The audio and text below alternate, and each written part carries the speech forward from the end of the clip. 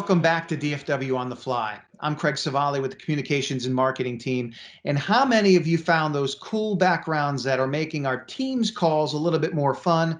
This one right here, it's kind of thinning out my face, which is not necessarily a bad thing. I want to thank you guys once again for sending in your photos and videos. And what do you say we jump right in and get to some of the news you may have missed? Did you hear that DFW Airport was the busiest and bestest airport in the entire world in the month of May? And for all of you English majors out there ready to call me out, just look it up. The recent headlines of how the industry is moving forward has been good news for the airport and a testament to the teams rolling out our recovery plan, keeping things safe, secure, and ready in our terminals.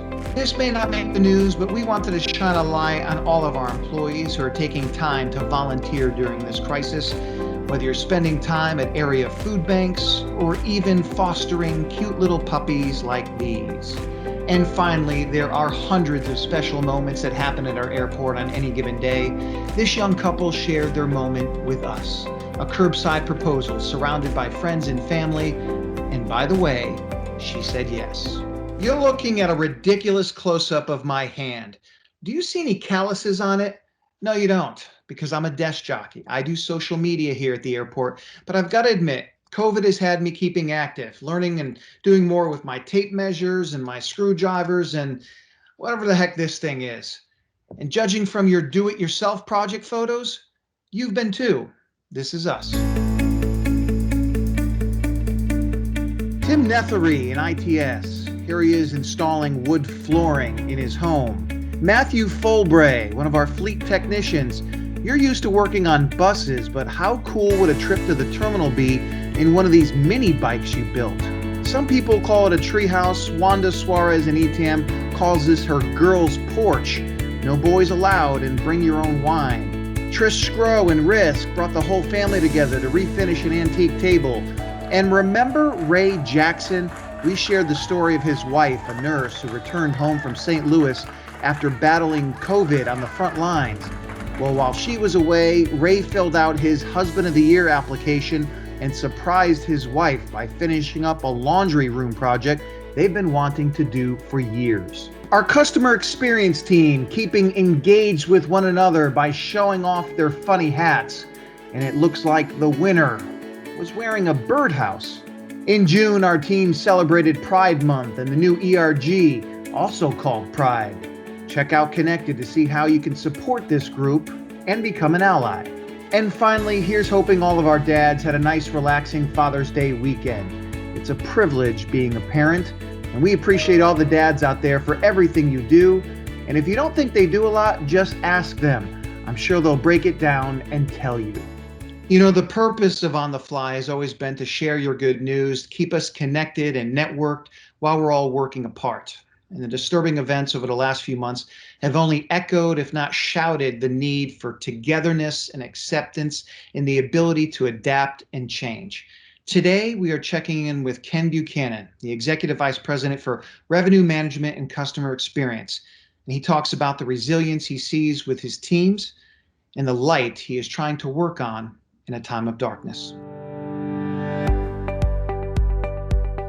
We have a very highly motivated team at DFW Airport.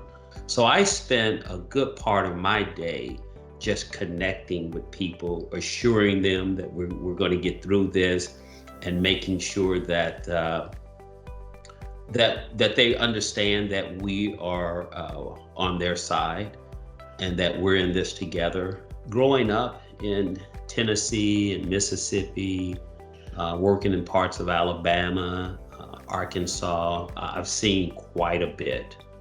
And the first assignment that I had was to move and relocate to Natchez, Mississippi, which was a culture shock to me because I did not know the history of Natchez, Mississippi. I did not know that it was the world's largest antebellum homes.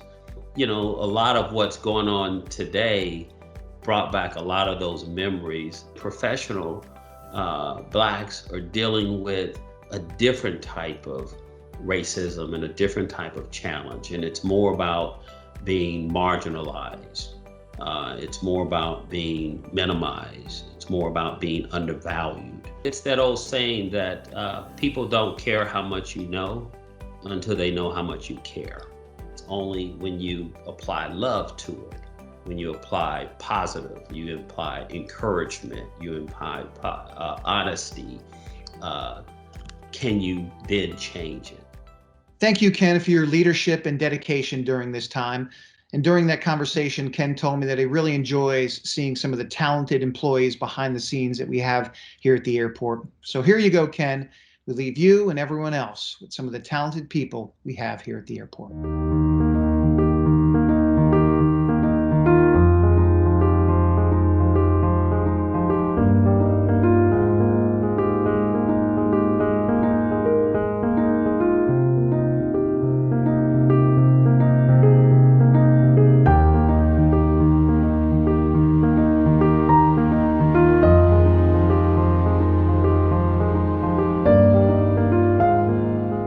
I saw green leaving our foundation, green on gray with the breezy wave from the crack in the side of our house. So curious, such cheer despite its cage, which is, I know, in a slow state of decay. I bent down for a closer look, and my eye saw past the weed down its chute into the recess where dark became light in a field.